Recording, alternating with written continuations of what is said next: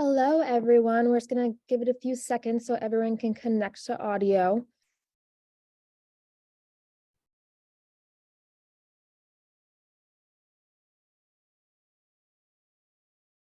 Awesome. Okay, well, good afternoon, and thank you for joining us today for the second part of this two-part series with Scroobious.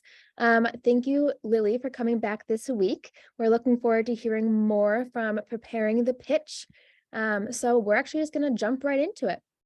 Awesome. Thanks, Michaela. And again, everyone at the UConn CCEI Center. It's been awesome doing these, and welcome back, everyone. And if you're new, I believe last week's session is already up on the CCEI website. So, you can catch up there if you're kind of ever unclear about something I'm referring to in today's session. But here we go. So again, hi, thank you so much for coming. That's just my intro slide. All my things are at the bottom. Feel free to reach out and or follow me or the company. Okay, so we're just going to recap a little bit and kind of set the stage for today's session. So last week we talked about fundamentals of pitching, why you need a pitch, the goal of a pitch, and then we covered the most important 3 slides in the deck: the mission, the problem, and the solution. That being, if you cannot convince an investor that a problem exists, regardless of whether or not your company exists, and that you are the solution to handle that problem and to solve it, everything else in the deck doesn't really matter that much. Is it important? Yes, because when you get past those 3 things, investors are going to want to know how you're going to execute. And that's exactly what today's going to cover, is the business mechanics of your company and of your pitch deck. So just a refresher too, pitching is all about storytelling and de-risking. There's really no one authority on pitching. But to look at it from the investor perspective, which is what we do at Scroobious, the investor wants to make a return on their money. So they want to know all of the mechanics, again, which is what we're covering today, of how you are going to make money for your company and how you're going to acquire customers and all of that good stuff. So going into the business model. So after you talked about your solution and how you're solving this problem that exists, investors want to know how you make money. This is a business opportunity for them. And just a reminder, who pays you might be different than your end users. And who you're going to talk about in this slide is who your paying customer is. Basically, make it very simple and very clear. If you have different business models, if you're both B2B and B2C, that's totally okay. Just make it clear how they're paying you and how much they're paying you. So put numbers on there, put the amounts. Investors on this slide are looking for ways that you are charging your customers. Similarly, if you are early on and you are not, monetizing yet, but you have all of these ideas for monetization, use this framework. This is examples from our deck. If you're new here, all of the examples, except for one that we're going to go over today, are from real customers we worked with, or like the one on the right, this is from our own deck that we raised on. So use the framework now, next, later.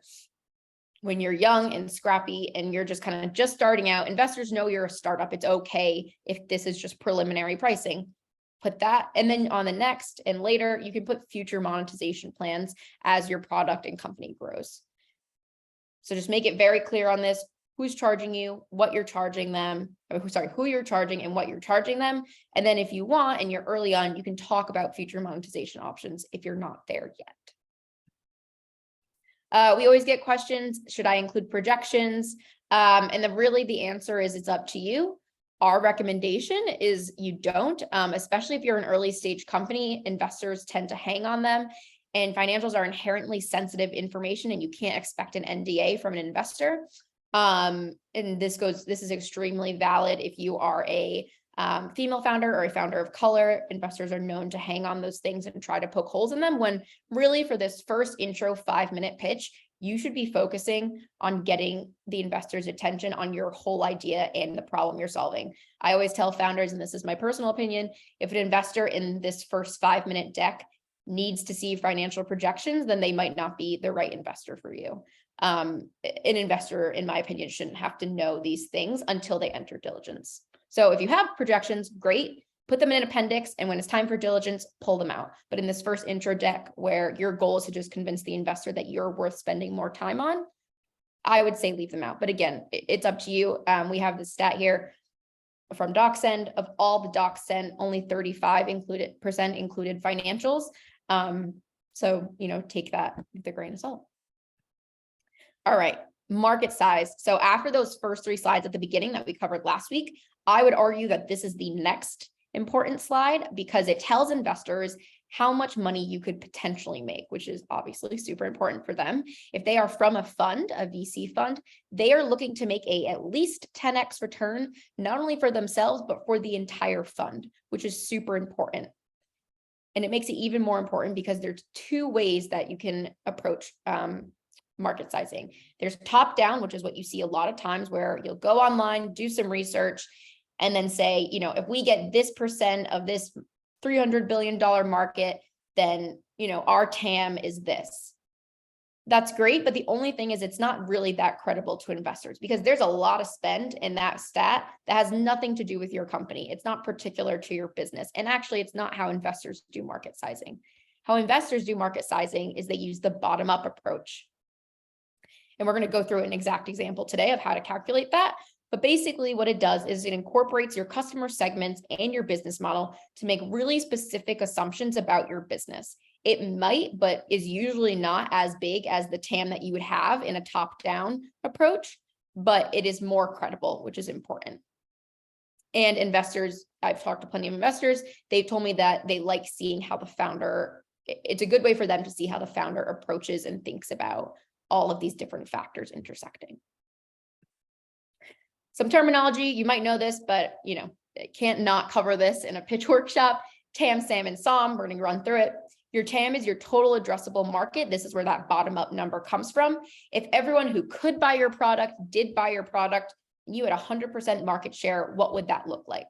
Offhand, the calculation is the number of potential customers you have times the average annual revenue you would get from one of those customers. Now, realistically, not everyone who can buy what you're selling is going to, and that's where you get your serviceable addressable market. It's realistic. It's the realistic percent of customers who will actually buy what you're selling. Traditionally, it's just a haircut percentage off of the TAM. Lastly is your serviceable attainable market. This is your market for the next 12 to 18 months because that's how long a raise traditionally lasts. It is, it's sometimes a haircut on the SAM. It's just kind of that percentage off. But oftentimes too, if you're just going to market or this next year, you're expanding to a certain region or customer segment or demographic, it's also that. So, it's really up to you and your business, but that's what the SOM represents. Some kind of rules of thumb for this, your TAM, if you are pitching to a venture investor, your TAM needs to be at least $1 billion for the economics to work on their side to make a return. And similarly, if your SOM is $1 billion, I would reconsider revisiting that number and, focusing in on it more. $1 billion plus SOM in the next 12 to 18 months just isn't realistic for any one company. And it might signal to investors that you don't know much about the market or the space that you're playing in. Now we're going to go through how to calculate this and how to get those numbers that you are going to put on this circle. This is the one example that is not from a company we've worked with. It's just a fictional B2B SaaS company. Okay, so what you're going to do, and you can do this on a spreadsheet on Excel. We have a calculator in our product that helps you do it. What you're going to do is you're going to, in the first column, think about your customer segments. You can have as many segments as you want, as long as they're mutually exclusive. There can be no situation in which a potential customer of yours is going to fit into one or more of those segments. So as long as they're mutually exclusive, you can have as many as you need. Then you're going to do some light research. It doesn't need to be accurate. It just needs to be credible. And we're going to go over some kind of ways to get credible sources for this. Light research, and this is a US-based company. You're going to look up the number of customers in each of those segments. So for here, large companies in the US, based on what their definition is about 40,000, medium about 80,000, and small companies about 200,000. Then the next column, you're going to do the average annual revenue that you would get from one of those customers. So for this company, they're getting $20,000 annually from one large company, $12,000 annually from one medium company, and $8,000 annually from one small company. Then you're going to do some basic math. You're going to multiply the 40,000 times the 20,000 for an 800 million TAM just for that segment. You're going to repeat that for all of your segments and then total up your segments and you'll get the total TAM, which for this example is 1.6 billion. And that 1.6 billion is the number that you're going to put here and explain, briefly how you got that. Next, for your SAM, just a haircut on your TAM. You decide what that percentage looks like. In this example, they thought, okay, realistically, large and medium companies are going to be more interested in our current product than small companies would. So we're going to take a bigger haircut of those top 2 segments and then a smaller one off the bottom segment. And that's how you kind of total out that. Do some basic math, and you get the 2.8 billion for your SAM.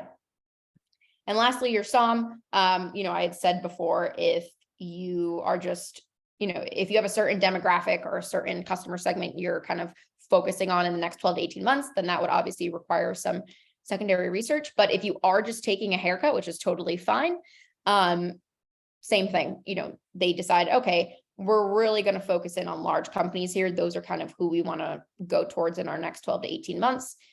And they adjusted the percentages correctly, did the exercise for a 3rd time, and then got 225 million for a SOM, which is what the total market they'll be addressing in the next 12 to 18 months. Any questions? I know I just flew through that and it can be kind of confusing. I get a lot of questions if this spreadsheet is something you should put in your deck.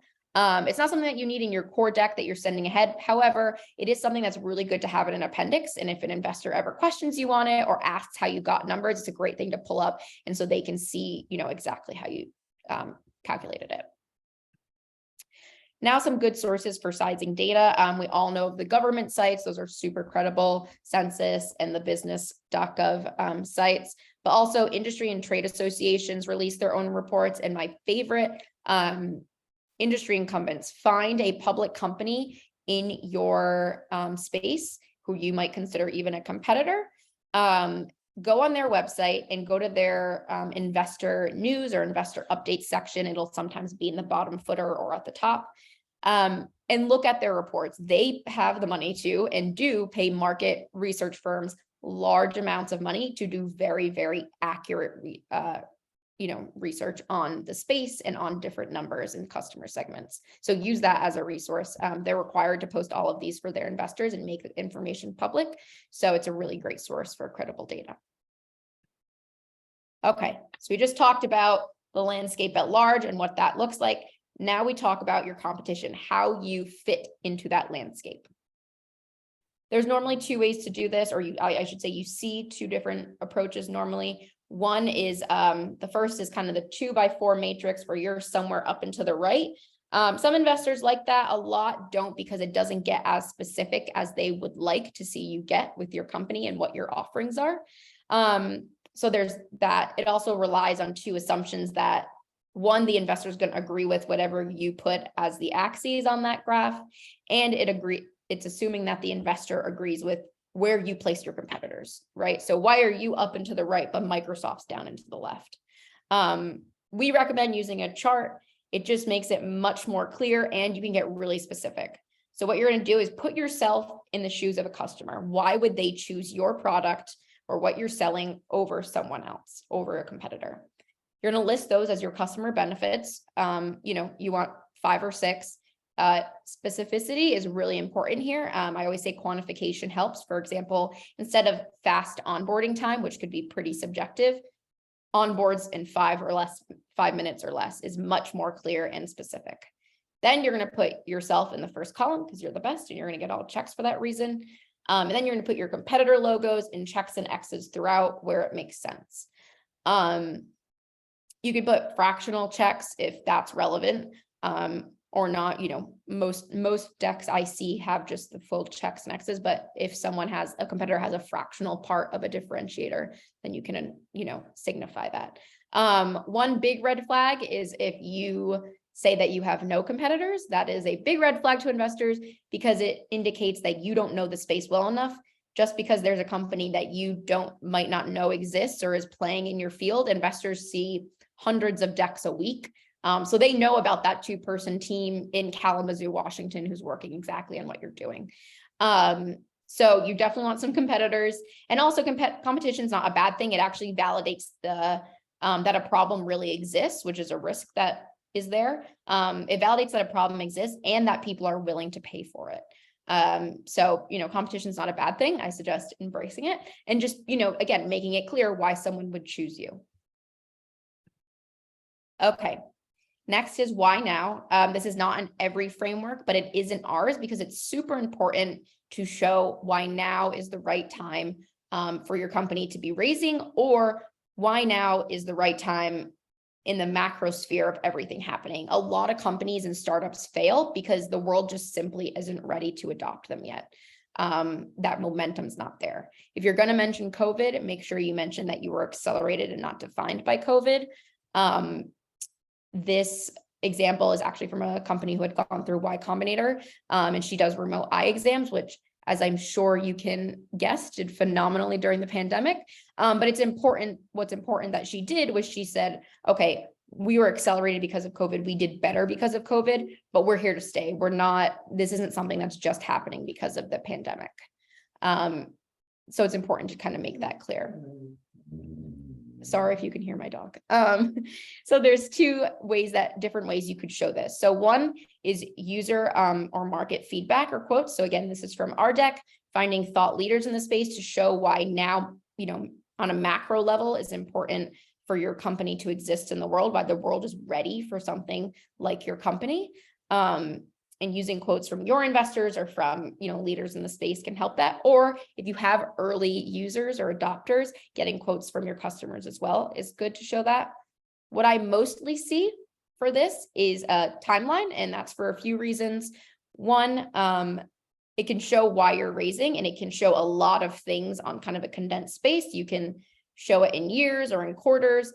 Any accelerators you've been through, rounds you've raised, when you do beta testing, you can start it all the way at the inception of your company and show where you're going as well. So I really, really like the timeline kind of layout, but again, there's multiple ways to show why now is the right time for your company to exist, or why now is, a great time in the macro sense of the word. Okay. These last sections we fly through. Next is your go-to-market, your customer acquisition strategy, which is missing from a lot of decks I see, but is very, very important. You need to convince the investor that you know where your customers are and how you're going to get them. We recommend the now, next, later framework for this again, because what are you doing now when you're a startup and you're scrappy and you're finding these cheap methods to just get customers in the door? What are you doing next when you have, okay, maybe a round of capital in, things that are going to help you scale up, and, how are you going to use that? And then later, how are you, when you're a big company, what are you doing to grow exponentially and get those key customers in? My biggest tip for this is be specific again. Don't just put social media or partnerships. Well, what about social media? Are you working with influencers? Are you doing paid ads? Because if you're going to do paid ads, you need money for that. Or if you're doing, sales, don't just put sales. Are you hiring a sales team? Because that's going to impact how you, section out your money if you're going to need to hire a sales team. So really be thoughtful and intentional and specific with this. Show the investors the specific methods you're taking to acquire your customers. Team. So we talked about the very beginning of last week. Go back and rewatch it if you haven't. We talked about your founder story and including it, and the why behind why you started your company is a great way to kind of anchor the story that you're going to tell. And with your team, who else have you assembled to execute on the company that you're building? They're great bookends really for a really good pitch, talking about yourself as the founder at the beginning or co-founders, and then the team at the end. Show that you've assembled a team that's going to execute really well on this. Put some logos in there. That's my big thing on team slides. I always put people to tell logos. You never know where an investor is going to have a network or have, connections to. So put logos there because it's great. And then visually it helps too. So highlight your team. And then if you have hands-on advisors or investors, include them too. And for your advisors, show that what areas they're working in. Show that you have thought about filling the skill gaps that you're missing right now because you are a startup and you don't have a C-suite. Show where your advisors are getting involved with your company. And then also angels, that's up to you. We do logos here. At one point, we had their pictures, but I would blur them out for presentations like this, but also include your investors, if that's relevant. Optional content. Now there's a lot of sections I'm sure you guys are thinking that she didn't talk about, or you are missing from that core 10 that I just kind of flew through between last week and today. These are some things that you should include depending on the context of your pitch.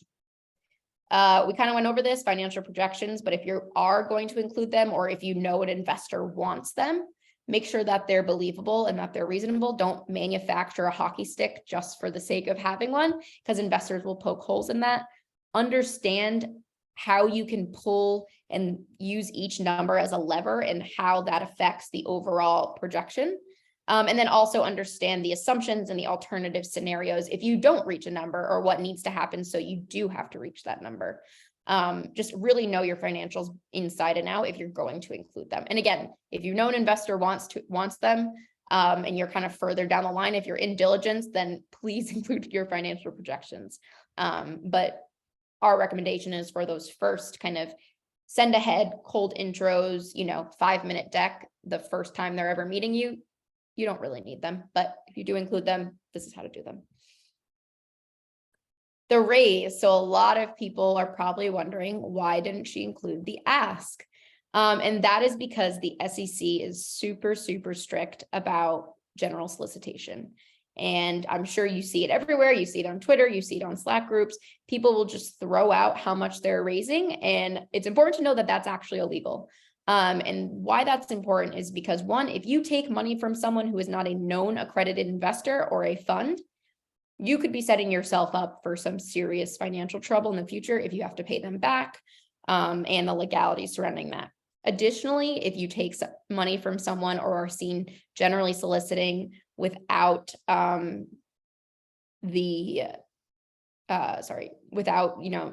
pitching it to a known accredited investor, future funds, if you do run a raise from venture, have a fiduciary duty as well. And they might not want to be involved with a company who has that kind of, stuff going on with, the legalities around it. So just make it easy for yourself. If you're pitching to a known accredited investor or to a fund, of course, include the ask slide, put what you're raising on, any of the terms, how you're going to use the funds and how it's going to be split up, and then what milestones that this raise is helping you reach. Include all of those things and include the slide in your deck if you are going to, a known accredited investor or a fund. Should you talk about an exit strategy? So it depends. By and large, my advice is no. If you are just really early pre-seeds company, what's important is right now and executing on that. However, if you are in an industry such as biotech or med device, where the exit is dependent on, where the strategies you have now are dependent on your exit, because it's very common in those industries for small fish to be acquired by large fish. 90% of biotech companies are acquired as part of their exit. So if that's relevant, then include an exit slide. But for the majority of companies, it's really not relevant this early on, and especially in an intro deck like the one we're discussing. Lastly, put your thank you slide. This is not an optional slide. Put your thank you slide and ask for things. Include your written out and hyperlinked contacts. Make sure people can reach out to you no matter how they're viewing or reading your slide. If you are at a demo day or, another situation where you're pitching to like a large audience type of situation, ask for things such as introductions you may need or connections in a certain industry. Use the slide to ask for things depending on the context of your pitch. And that's it. If you weren't here last week, I'm happy to meet offline and answer any questions about, our product, and you guys get 15% off any of the tiers if that's of interest. And I'll take questions too. Thank you so much, Lily. We have about 5 minutes if people want to either unmute and ask questions or submit questions via the chat. So we will open the floor up to the audience.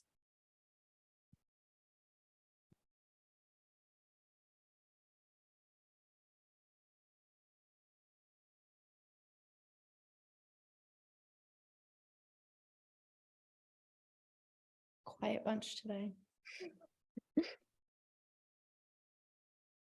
Okay, and if no one has any questions, you can also feel free to reach out to me if you want to be connected with Lily as well.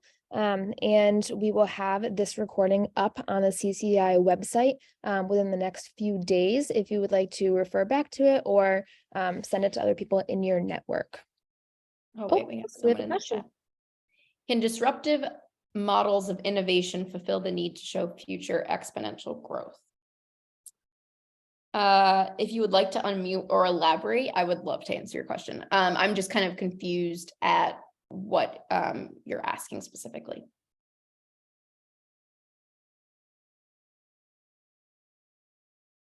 Or we can connect offline too if you're shy. That's totally fine. Oh, he can't unmute. Okay.